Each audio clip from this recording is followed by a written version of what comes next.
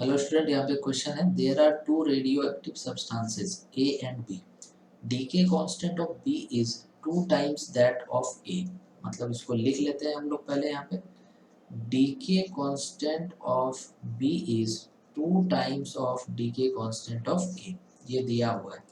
Initially both have equal number of nuclei, मतलब दोनों का जो इनिशियल नंबर ऑफ न्यूक्लियाई था वो सेम था। After N half lifes of a the rate of disintegration of both are equal। तो rate of disintegration देखिए क्या होता है, after n half lives, है ना। the after n half lives मान लीजिए a का हम लोग ले रहे हैं, तो rate of disintegration दोनों का इक्वल है। तो a का हो जाएगा lambda a n a rate of disintegration, और इसका हो जाएगा लेमडा बी एन बी। ठीक है, अब देखिए एन ए का मतलब यहाँ पर होता है initial number of nuclei into half हो जा रहा है एन हाफ लाइफ्स के बाद इक्वल टू। देखिए अगर एन वन रहता तो वन हाफ लाइफ होता, तो एन ए जो है कितना बचता, एन नॉट बाई टू आधा बचता जितना इनिशियल में था। तो अगर मान लीजिए कि आपका यहाँ पर half life one half life नहीं बोल रहा है, एन हाफ लाइफ बोल रहा है, तो जो एन ए बचेगा वो कितना बचेगा, N naught into one by two का पावर वन नहीं होगा, एन होगा। तो इसी से हम लोग उसको एन ए को हटा दिए। अब देखिए कि लेमडा बी तो रहेगा और एन बी जो होगा वो कितना होगा, तो एन बी होगा N not one by two का पावर एन मत लिखना, क्योंकि यहाँ बोल रहा है after N half life of A का एन हाफ लाइफ हुआ इसीलिए हम लोग यहाँ पे एक एन लिखे हैं, लेकिन यहाँ पर बी का कितना हाफ लाइफ हुआ होगा वो थोड़ी बताया, तो वो निकालना पड़ेगा। देखिए वो कैसे निकालिएगा, जब भी आप यहाँ पर एन का वैल्यू लिखते हैं ना, तो ये होता है time T by half life होने में जो टाइम लगता है, ये होता है एन।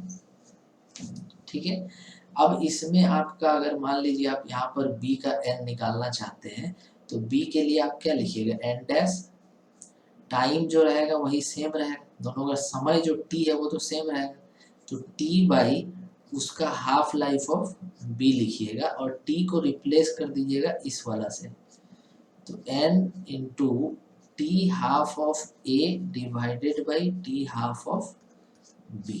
ठीक है, समझ गए। अब देखिए कि यहाँ पर अगर मान लीजिए कि जो डीके कांस्टेंट का वैल्यू है वो आपका बी का जो है डीके कांस्टेंट टू टाइम्स है, किसका, ए का डीके कांस्टेंट के टू टाइम्स है, तो जो हाफ लाइफ का वैल्यू होगा ना, टाइम हाफ टाइम का, वो जो आपका यहाँ पर जो ए है वो जल्दी डिसइंटीग्रेट नहीं करेगा, धीरे धीरे करेगा, क्योंकि उसका डीके कांस्टेंट कम है, लेकिन बी का डीके कांस्टेंट दो गुना है।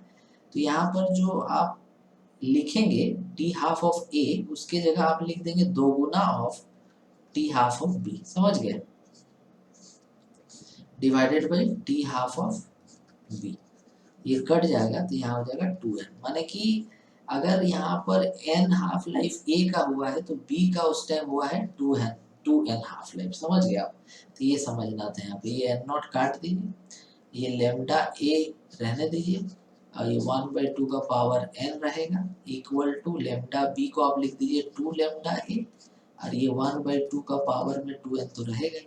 देखिए ये कट जाएगा आपका, इसके बाद हम नीचे लिख रहे हैं, तो यहाँ से वन बाई टू का पावर आ गया n इक्वल टू, इधर में है टू एन, समझ रहे हैं। तो आपका एक्चुअल में आप इसको लिखिएगा two into one by two का पावर टू एन। अब आप इसको लिख दीजिएगा कि वन बाई टू बराबर, इसको ले आए इस तरफ नीचे और इसको भेज दिए इसका नीचे, तो बन जाएगा वन बाई टू का power two N minus N, N बन जाएगा। देखिए यहाँ पर वन बाई टू का पावर में कितना है, वन, और यहाँ पे वन बाई टू के पावर में कितना है, तो यहाँ पर आपका वैल्यू जो आया है वो पावर में है एन, समझ रहे हैं। लेकिन इसको जब हम लोग समझेंगे तो एन वन होना चाहिए, एन कितना होना चाहिए, एन जो है वो वन होना चाहिए, तो एन यहाँ पे वन आएगा, समझ गए। तो इसका ऑप्शन जो है सी वाला वो इसमें सही होगा। Thank you.